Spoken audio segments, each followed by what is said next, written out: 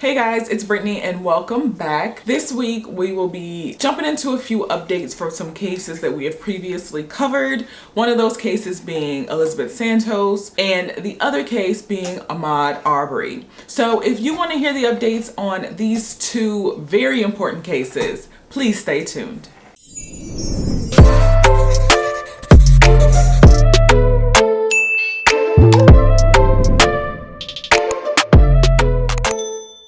Alright you guys, you know, as I always do, we are all about showing gratitude over here. So I do want to say thank you to everyone who has already subscribed to my channel, who is liking, engaging in those comments. I really appreciate y'all. And for those of you who are just finding my channel, hey sis, hey sir, sit down, stay a while. You'll love what I have for you guys. I cover all things true crime. We talk about skincare over here. We talk about fragrances and even some makeup. So if you like any of those things, please make sure you subscribe. Please make sure you like the video. Also, make sure you hit that notification bell so that you get notified when I post new content. Now, let's hop into this week's updates. So our first update will be surrounding the case of Elizabeth Santos. And this case, I really wanted to first and foremost say thank you to her sister who has reached out to me and let me know that there were updates on the case and to continue to share her sister's case, which of course I will. I always think that it is important to shed light on those cases that do not get the coverage that we think that they should because they don't look like the people that we typically see show up in the news. I'll provide you guys with a quick kind of synopsis of the case, but if you are looking to hear the full story of the case, all the original details that I shared on my channel, please check out the video that I did here. Also, please check out the website that her family has set up for her. I'll also have that information in the description box as well. And there's also a petition that is going around to get more coverage, more support on this case. So I will link that below as well. So the incident surrounding Elizabeth's case takes place in Anchorage, Alaska. And back in around August of 2020, Elizabeth had recently broken up with her boyfriend of about 10 years. And she decided that she was going to visit her friend Lizette, who also had an adult son living with her by the name of Desmond. And she was gonna visit them for a while just to kind of take a break, take a breather from everything, all the drama that was going on with her life. Now, in the early hours on August 8th of 2020, Lizette and Elizabeth had gotten into a fight, an altercation. So Lizette called police and said that she was in fear of her life. She was attacked by her friend that was staying at her house, being Elizabeth, and she needed some assistance. So when police arrived, they find Elizabeth, who is incoherent, can barely get any recognizable words out. She has nothing on but a robe, and her robe appears to be soaked in blood. Elizabeth has a hard time getting down the stairs when police ask her to walk down the stairs herself. She has a hard time moving at all or getting anything out to be able to understand what happened in the situation. Because of this, they instantly assumed that Elizabeth had been under the influence of something, some sort of drug or alcohol, causing her impairment. Now, they also noticed that she was going in and out of consciousness, so emergency services were on their way as well, but they had Elizabeth handcuffed until emergency services arrived. Police say that when they arrived, they didn't notice any major injuries on Elizabeth whatsoever. They couldn't figure out where the blood was coming from on her robe or what was really happening at the time. But when Elizabeth was transported to the hospital, they found that she had been stabbed a number of times and she was rushed into emergency surgery to try to save her life. And this is after going into cardiac arrest while being in the ambulance. Now, on the other hand, Lizette and her son Desmond were never arrested at that time. They were pretty much left at the scene of the crime alone with all of Elizabeth's possessions, including her cell phone. Now, while police were away from Lizette's residence, she used Elizabeth's phone to make a phone call to her sister Nikki, saying that her sister owed her some money. She had some holes in her, but she owed her some money. And it felt to the family that she was basically alluding to the reason for the incidents taking place in the first place. But eventually police do return back to Lizette's residence and they take both her and her son into custody, but not really treating them as if they were inherent suspects. I don't even think her son was arrested, put with handcuffs put on him, but they take them both to the station to talk to them and question them separately. Now, when they were observing Lizette, they noticed that she did have some scratches and things on her that did make her look like she was in some sort sort of altercation, but nothing major, no bleeding of any sort. Now, Lizette's story to police was that there was some altercation that happened in the home, and basically Lizette and her son were in fear of their own life, so they took it upon themselves to go into the master bedroom and close the door. As they went into the master bedroom, they locked themselves into the bathroom, but they could hear that Elizabeth was banging on the door of the master bedroom, and that was at the moment when Lizette called the police while her and her son were hiding in the bedroom away from Elizabeth. According to Lizette, she had stabbed herself, she being Elizabeth, multiple different times, but they weren't sure where she got the weapon from. Maybe it was from the kitchen set of knives. They were not sure. She did mention that she saw a knife next to their couch, but it was clean when police found it. There was no blood whatsoever on the knife. Lizette also mentioned that she did see blood when she was out there with Elizabeth, but she was too afraid of Elizabeth to actually help her. She also admitted to calling Elizabeth's sister Nikki. She also admitted to trying to clean up the blood on her floor before police came. Now, a few hours after all of this took place, at around 1 p.m. that day, unfortunately, Elizabeth Santos passed away from her injuries. When police talked to her friends and family, they said that they had just recently talked to her some that same day, and she was in good spirits. She was not in a situation or in a mindset of taking her own life. Yes, she had just separated from her longtime boyfriend, but she was in a better headspace. There was no indication of her being suicidal or down in any way. All of her friends and family also said that Elizabeth never used any type of recreational drugs, so there would be no reason that she would be intoxicated from drug usage from anyone that was close to her understanding. Now let's get into some updates on this case. So there has been some additional audio that has been released by police, and the audio is mostly of them canvassing the neighborhood after the incident took place at Lizette's place. So you can hear them talking to a number of different neighbors, all of which, or most of which, heard at around the same time, around 6 a.m. in the morning, heard screaming on the part of a young woman, and most of it was inaudible, but it was gut-wrenching screaming. No one called the police. No one was moved at all to try to check on anyone. They just went back to sleep. There was one neighbor that said she heard a young lady arguing and screaming, and she was on the phone having some sort of conversation with someone else. She couldn't tell what she was saying, but it didn't sound like a happy, good conversation. Shortly after, she saw the girl go back into the home. There was also a neighbor by the name of Kat who lived really close to Lizette's home. She said she had come out early in the morning, maybe about 4 a.m. Her name was Kat. She had come out to smoke a cigarette. And when she came out to smoke a cigarette, she observed a pickup truck pull up to Lizette's place, drop off a young woman. They both went inside. And then shortly after, she heard a lot of screaming. They were screaming at each other, the people who had gotten out of the truck. And the guy came back out of the house as they were arguing and screaming with each other, got in his truck and drove off. As he did that, the woman, who was in a muumuu and slippers, she chased the truck down the street and even threw a slipper at him. When police asked her what this woman looked like, they said that she was a white woman, but she looked like she had a tan, and she was about 5'7" and a bit on the chubby side, probably in her mid-30s. There was another neighbor that was 2 houses down, and they said that about at 6 a.m. they heard a woman screaming, and she was screaming at the top of her lungs, "Go ahead and do it." Nothing happened after that. She called no one. She told no one of this incident at all. Now, if you recall, I just mentioned that when Lizette called police, she was saying that at that very moment, Elizabeth was banging on her door, screaming for her to come out. Police did release full 911 audio. You can clearly hear that there is no banging, there is no screaming, there is no commotion whatsoever in the background when Lizette is on the phone with emergency services. Now, there was a neighbor who did hear some thumping inside the home, and this neighbor was actually living in the other half of the duplex of the same building that Lizette was living in.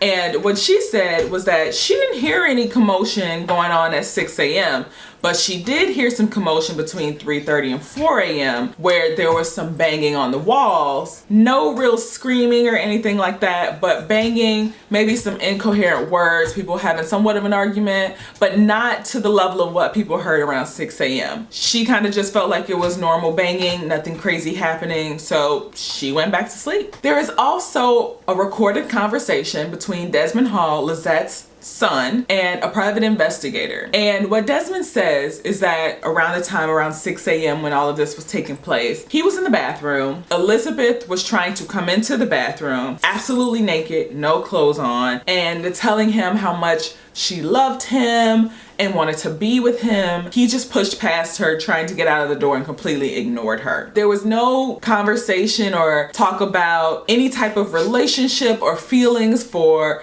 Desmond from Elizabeth, or the other way around in the initial look into this case. So this is all new information coming out that Elizabeth had feelings for Desmond in some way. According to Desmond, the only thing he says that he and his mom are guilty of is not hiding the knives. But there is no reason for us or anyone to think that there would be a reason to hide knives. She was not suicidal. She didn't mention that to anyone. She was not in bad spirits. She was not violent in any way. So what would possess someone to make that statement? Now, everything else that Desmond says just proves that it's hearsay. So not that he saw her take a knife and attack herself, not that he saw her do anything that he said in his first initial conversation with police, but he admits that he only heard these things, meaning his mom told him that this was what happened supposedly. Now, he says that he knows that Elizabeth cut herself, but he didn't know how deep. He also didn't see her cut herself. He was just told that she cut herself. He also mentioned that he did not see any physical confrontation whatsoever between Elizabeth and his mom, Lizette.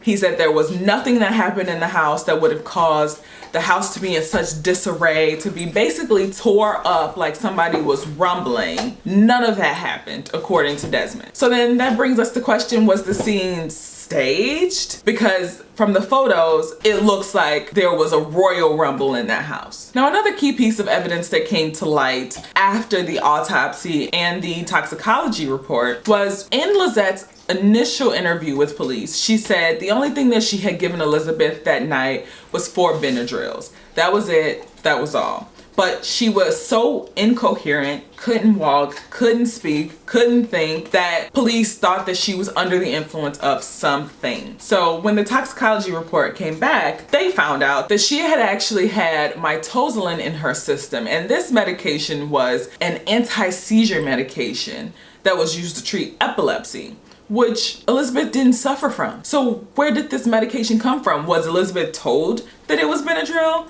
and she was actually given a seizure medication instead? And then the last new piece of evidence that came to light in this particular case was we already knew that there was 3 different knives found in this home in 3 completely different areas.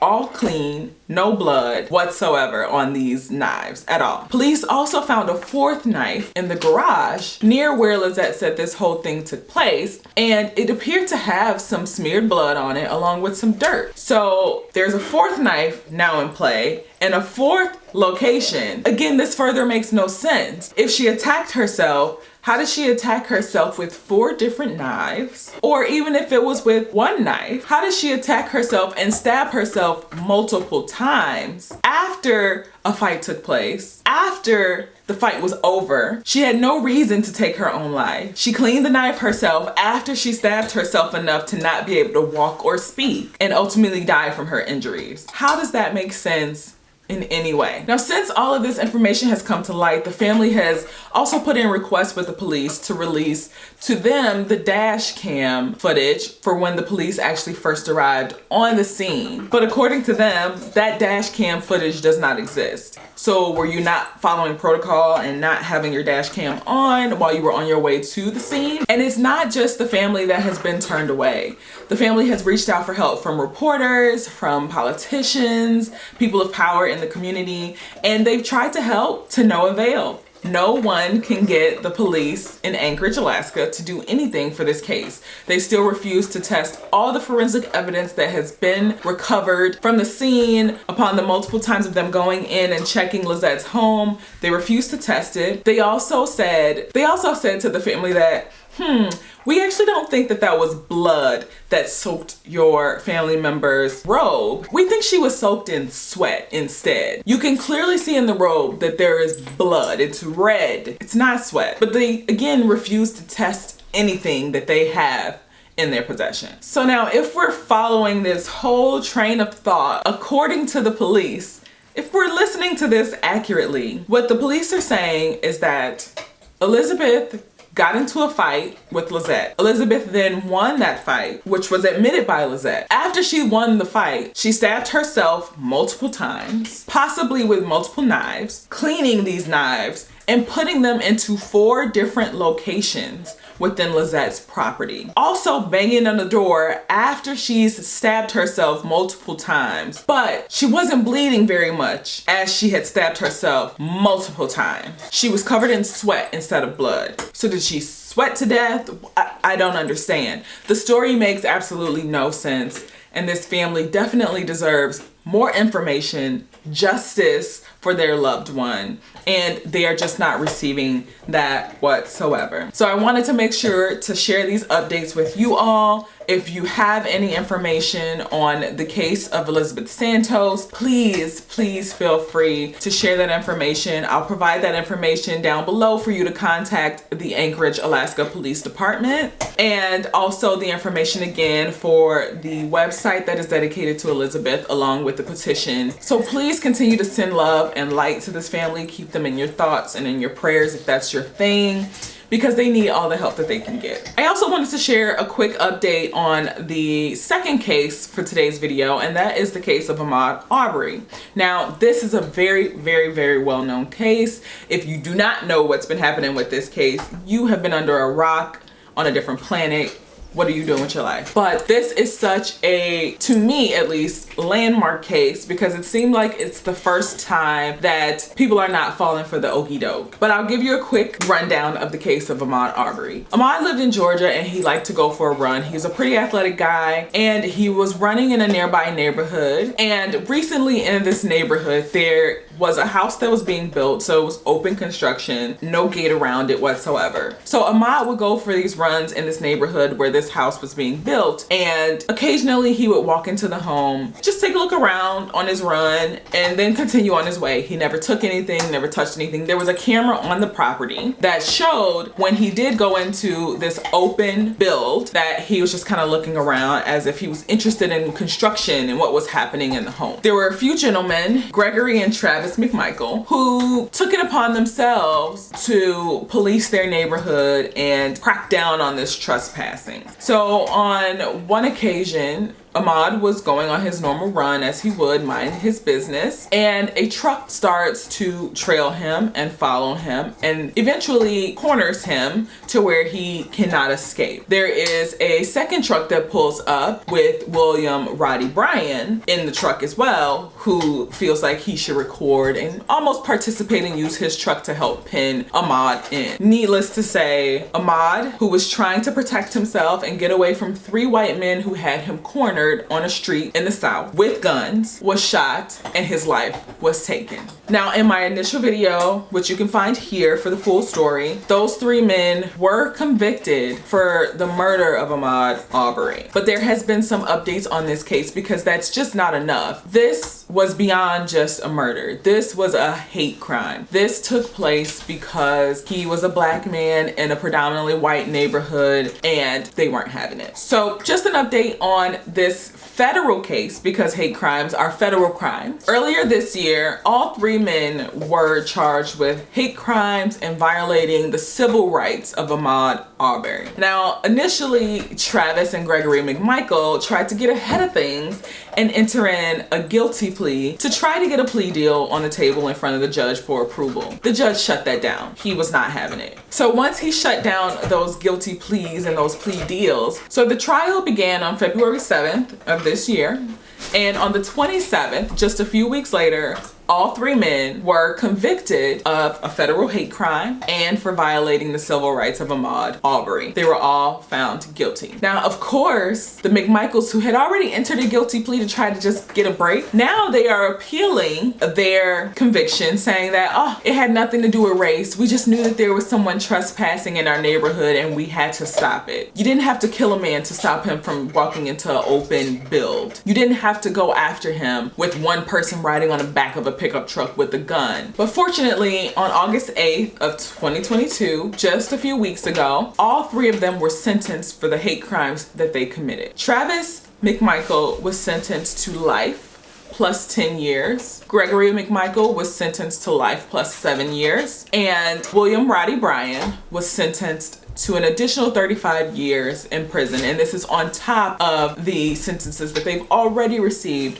for the actual murder charges. This outcome just gives just this much hope in our justice system. These things are giving just a little inkling of hope to our community and community like ours. So I wanted to make sure to share that update with you guys so that you're informed and you're aware of what's happening for our people and people like us. Now, before we go, you know we gotta pay the bills. So shout out to this week's sponsor, Skillshare. Now, you know, I've been talking about Skillshare quite a bit because it's such an awesome platform that allows you to expand your knowledge, whether it be photography, cooking, painting, self-care, yoga, you name it. There are classes that are there for you to expand your knowledge. They have such an awesome platform. I am excited to be able to continue to share that with you guys. And I was able to find a number of classes that really interested me, which is the Ultimate Self-Care Playbook with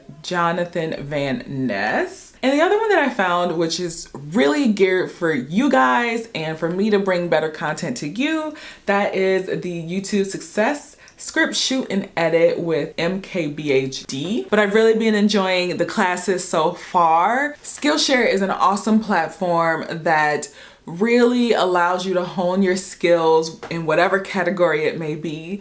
They are always adding new classes, new subjects, so it's a wealth of information. Now, the first 1,000 people to use the link in the description box below will get 1 month free access of the Skillshare platform. So make sure you check it out at that link in the description box below. Yes, that is 1 month free access to all the classes that your little heart could desire. So make sure you check them out, and happy learning. That is it, you guys. Thank you for sticking around for these updates, for these cases that are so important to our community. I really appreciate your support. And make sure, if you have not already, you like, make sure you subscribe, make sure you hop in those comments down below. Let's have this conversation flowing, you guys. But otherwise, you guys, until next time, it's been fun. It's been real. Love you guys. Bye.